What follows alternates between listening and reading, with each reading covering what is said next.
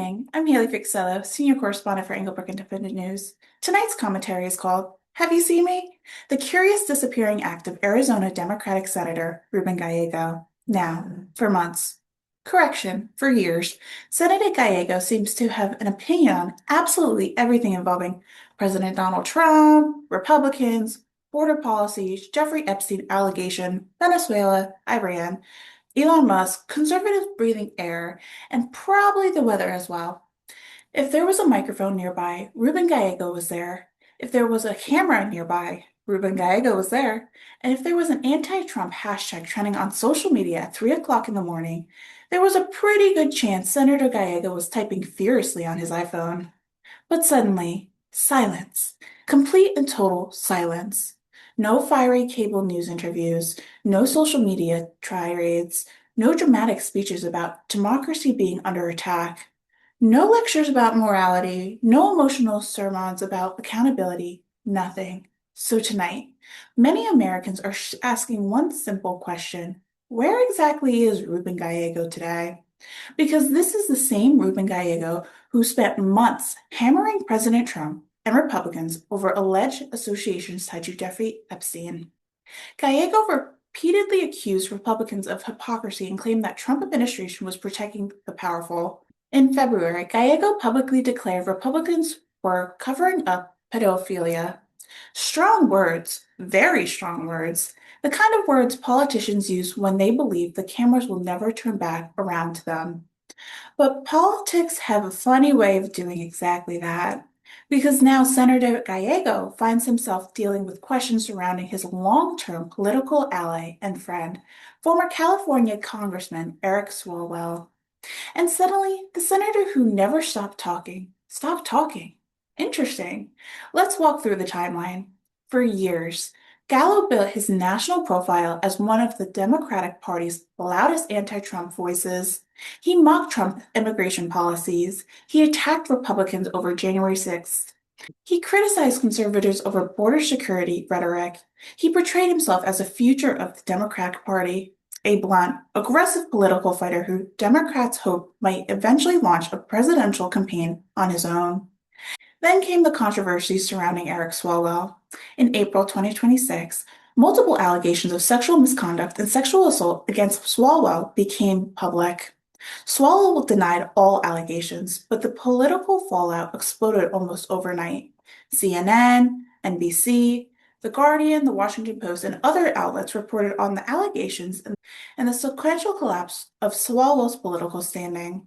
Swalwell resigned from Congress, his Juba national ambition collapsed, and suddenly Ruben Gallego, who had publicly supported and defended Swalwell in the past, found himself standing in front of reporters trying to explain what exactly he knew. Gallego stated publicly that Swalwell had lied to all of us, and instead he had no knowledge of any predatory behavior or misconduct allegations involving his former friend. Now, to be absolutely clear tonight, there is no public evidence that Senator Gallego committed any crime. There is no evidence that Gallego participated in any misconduct, and there is no verified evidence that he knew what the allegations beforehand. But politically, this became a disaster because the same senator who spent years portraying Republicans are morally comprised suddenly found himself answering uncomfortable questions about his own political inner circle. That old phrase comes to mind. People who live in glass houses probably shouldn't throw rocks, or in Washington's case, probably shouldn't hold national televised press conferences about morality every other Tuesday. Gallego's problem is not necessarily legal, it's political, it's perception, it's credibility, because voters tend to notice when politicians demand accountability for everyone else, but suddenly become experts in nuance when scandals get closer to home. And Republicans wasted no time pointing that out. Political commentators, conservative activists, and Republican lawmakers immediately began hammering Gallego for his close friendship with Swalwell. Some critics questioned whether Gallego ignored warning signs because the allegations involving political ally. Others accused him of hypocrisy for previously rhetoric targeting Republicans over ethics and morality. Again, and this matters, accusations by political opponents do not equal proof, but in politics, perception often moves faster than facts. And right now, Ruben Gallego appears to be learning that lesson in the hard way, because this was supposed to be his moment. Let's be honest. Democratic strategies openly viewed Gallego as a potential national figure. Younger, aggressive, media-friendly, progressive enough for the activist base, but capable enough of sounding moderate enough to swing state voters. In other words, a carefully manufactured 2028 presidential possibility. But the reality arrived, and suddenly the nonstop anti-Trump media tour slowed down dramatically. Funny how that works. When Donald Trump faces allegations, Democrats demand endless investigation, nonstop media coverage, emergency panel discussions, and dramatic speeches around saving democracy. But when scandals touch one of their own political circles, now everybody suddenly wants privacy, patience, and caution. Amazing transformation. It's almost inspirational. And speaking of transformation, remember the rhetoric surrounding Venezuela and Nicolas Maduro? For years, Democrats and media personalities accused Republicans and conservatives of authoritarian behavior while often downplaying a sidestepping left-wing authoritarian disaster abroad. Then Maduro's regime became impossible to ignore. Political oppression, economic collapse, massive migration, human rights against Maduro's government intensified.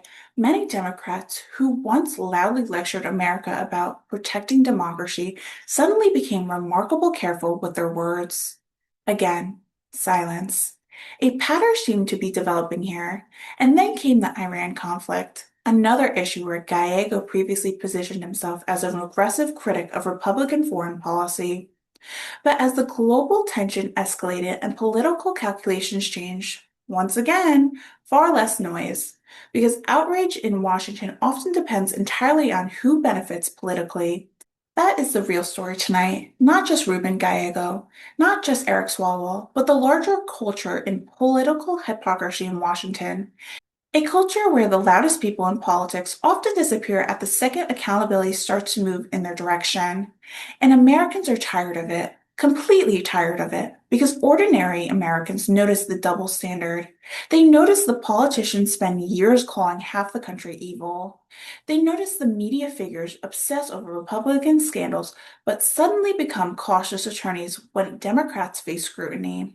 And they notice when politicians who build careers throwing political punches suddenly vanish when it's time to answer questions themselves. Now again, Senator Gallego has denied any knowledge of wrongdoing involving Swalwell, and as of tonight, there is no public evidence linking Gallego himself to criminal misconduct.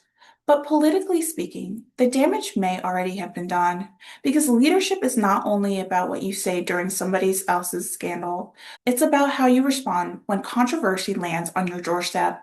And in that moment, Ruben Gallego seems to be discovering the spotlight once loved can become very uncomfortable when pointed into the opposite direction.